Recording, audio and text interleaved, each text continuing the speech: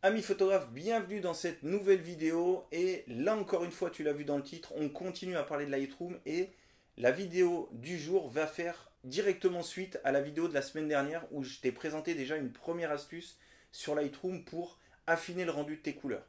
Aujourd'hui on va reprendre la même photo dans Lightroom mais on va utiliser un outil un petit peu différent, tu vas voir qu'il se trouve toujours dans le mélange des couleurs comme on l'a vu dans la précédente vidéo, mais on va utiliser un outil qui peut être un parfait complément à l'outil qu'on a utilisé la semaine dernière. Donc je fais pas plus long, un petit générique et on se retrouve sur Lightroom.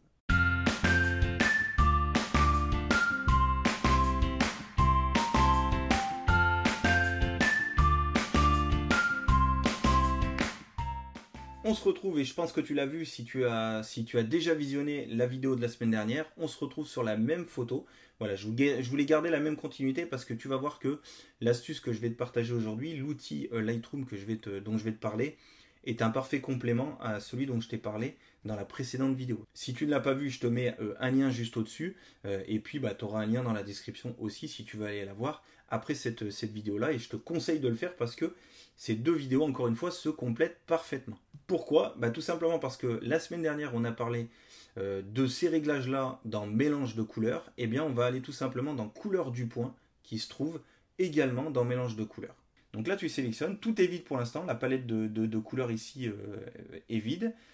Il te dit d'utiliser la pipette de couleur du point pour ajouter des échantillons. Donc là, justement, tu prends la pipette, donc tu fais un clic gauche avec ta souris, et là, tu vas venir pointer un endroit dans la photo. Donc là, imagine que je pointe ici son visage. Hop, donc je refais un clic pour sélectionner. Donc là, tu vois, ça m'a sélectionné un échantillon. Donc l'échantillon, tu le retrouves ici. Ça m'a sélectionné un échantillon dans la photo. Qu'est-ce qui va se passer maintenant? On retrouve les réglages de teinte, saturation et luminance ou luminosité en dessous. Et tu vas pouvoir venir retoucher la teinte qui correspond à l'échantillon que tu as sélectionné. Donc là, bien évidemment, j'ai sélectionné son visage, mais cette teinte-là, qui est disponible sur son visage, à l'endroit où j'ai cliqué, tu le retrouves aussi ailleurs sur la photo. Donc bien évidemment, ça va aussi modifier ces éléments-là. Là, tu le vois ici, sur le nuancier là, quand je bouge la teinte, ça fait bouger le pointeur sur la partie horizontale. Donc c'est-à-dire de gauche à droite, et tu vois sur la photo le rendu direct. Donc là, hop. Si tu joues sur la saturation, ça va bouger de manière verticale, mais toujours en gardant comme point de base l'échantillon que tu as mis. Donc là, tu vois, hop, si je bouge comme ça, je fais exactement la même chose. Et la luminosité, c'est ce réglage-là que tu vas toucher, et tu vas le toucher de haut en bas. Voilà. Et tu vas booster un peu la luminosité de l'échantillon que tu as sélectionné. La chose intéressante, c'est déjà que tu peux retoucher localement certaines couleurs en fonction des échantillons que tu vas sélectionner, mais en plus tu peux en créer plusieurs. Et c'est toute la puissance de cette fonctionnalité. Tu reprends la pipette, et je sais pas, je vais prendre l'arbre là par exemple.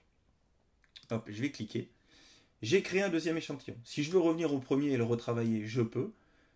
Et si je veux revenir à celui-là, je peux aussi. Donc là, pareil, je bouge. Alors bien évidemment, toujours pareil, tu vois que ça retouche aussi un peu leur ton de peau, pour exactement les mêmes raisons que je viens de te donner, c'est que ça agit sur toutes les composantes de la photo où on retrouve cet échantillon de couleurs. Et là, pareil, tu peux jouer comme ça sur la luminance et la saturation, et tu as un rendu comme celui-ci. Donc, alors là, j'ai fait un rendu rapide, donc c'est pas le rendu idéal, mais on a quand même un rendu qui est pas mal. Donc ça, c'était l'avant. Avant qu'on retouche, qu'on crée ces deux échantillons. Et là, c'est l'après. Donc tu vois qu'on est quand même sur un rendu pas mal. J'ai fait ça un peu à la volée et pourtant le rendu est assez sympa, même s'il faudrait l'affiner encore un petit peu. Mais tu vois, tu peux créer un nombre d'échantillons. Hein. Si tu vas aller retoucher le vert, et pourquoi pas. Tu crées un autre échantillon et tu vas. Tu vas retoucher le reste de la photo. Donc tu peux comme ça créer des échantillons pour différentes couleurs de ta photo. Et puis avancer comme ça et retoucher plus finement le rendu de toutes tes couleurs de ta photo, ou en tout cas des couleurs principales. Bien évidemment, on ne va pas créer 50 échantillons, après tu ne vas plus t'y retrouver. Si tu veux supprimer un échantillon, clique droit sur un échantillon, tu peux supprimer la nuance, ou tu supprimes tous les échantillons. Si je supprime celui-ci, hop, et on perd tout le travail qui a été fait sur cet échantillon de couleurs. Et si tu supprimes tout, poum, on revient au rendu comme si on n'avait rien touché sur la couleur du point. Et voilà pour cette deuxième astuce pour travailler sur le rendu de tes couleurs sur tes propres photos. Exactement le même conseil que ce que je t'ai donné dans la vidéo précédente.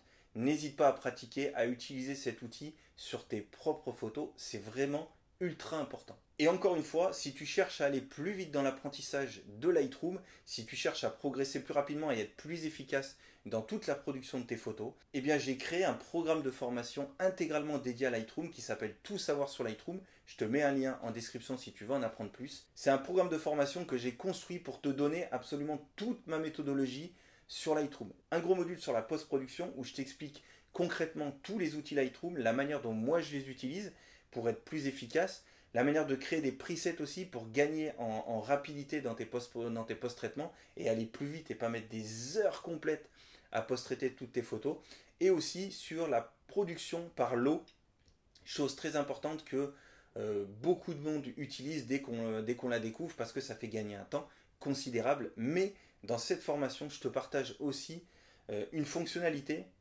qui pour moi est trop peu mise en avant quand on parle de Lightroom, c'est toute la gestion de tes photos.